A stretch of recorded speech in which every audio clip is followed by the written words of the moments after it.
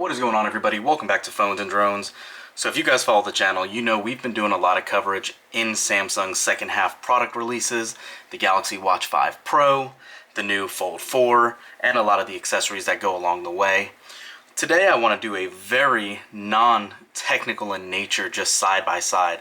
I want to show you these two devices, show you the dimensions, and really the physical differences between these two.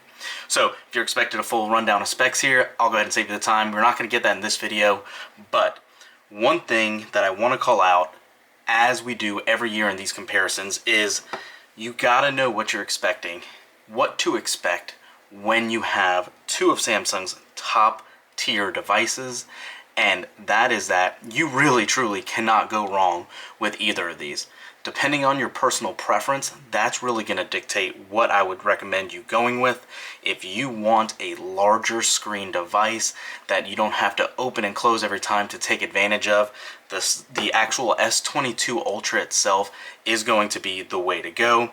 The fingerprint sensor, the display, the speed is by no means a lack on this device. It is phenomenal. A call out here too, we'll go ahead and knock this out.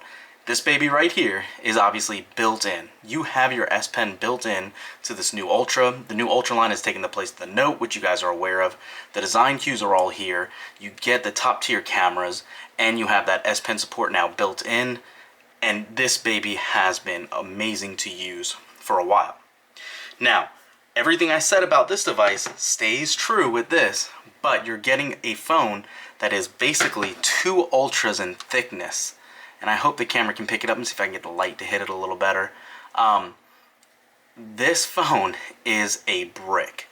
But with that brick, you get those two displays, that extra camera, and really just a lot of nifty software tricks. This actually is usable with an S Pen, but not the same one that comes in. You need the Fold edition because it has a softer tip, and this year comes with that additional case. So if you got the pre-orders, you actually got that free kickstand and S Pen case. If not, that case does run you $80, so keep that in mind. The displays on both of these look great, but the usability is definitely going to be different. I don't have the biggest hands, but the Fold itself feels much better in hand to use when it's closed than what you get on the S22 Ultra. This boxier display does make it a little more difficult to use, but the screen real estate you're getting right off the bat is actually much nicer than this tiny screen here. So again, personal preference, but something to consider. Let me close that connection screen out. Let me turn the brightness up a little bit. So now you can see also, just off of the brightness itself, the S22 Ultra does get a little brighter. The Fold 4 here looks great. It still looks good in bright daylight, but I do think the peak brightness, the peak nits on this is a little higher, if that's something that matters to you. One other thing that I want to go ahead and show you guys, when you set it down, obviously, we talked about this. Some people don't care, but I do like to call it out. Whether you get the Ultra, you get that wobble just like you do on the Fold itself, so neither are going to sit flush on the surface. But obviously what you're getting the Fold for, and let me give this a quick wipe down, is this massive 7-inch plus display here. So you just cannot compare both of these side by side. Depending on how you're going to use these devices, they just look and feel completely different. Even when this is open, you're now talking about a much larger device, but one half the size it is when it's closed, and it is very operational just like this. So one of the new cases that Samsung came out with this year is a strap that goes on the back here that you can slide your hand in, and being able to hold it like this whenever you need could really be good for professionals if they're in the field doing something, or just holding it and drawing if you're using that new Fold version S Pen or whatnot. But the extra real estate you get, all those new nifty camera features you get with the flex mode and all that, it just makes it a heck of a fun device to use. But again, personal preferences. Sound feels and looks and seems to be about the same between both of these. I don't think one gets louder than the other. They both have terrific sound. You do also get that under display camera here, which has greatly improved, and we'll turn it on right here for you guys to look at. As you can see here, it's hard to see, but when you flip the camera, you can see it comes right out and about. So If you care or you like that latest technology, it is here. It is a very low 4 megapixel version, but it does work as anticipated. There's a lot of software processing going on behind the scenes on that, but it is what it is. Aside from that though, battery life, if you have come from a prior generation Fold, is much, much better on the Fold 4 than any other one I've had.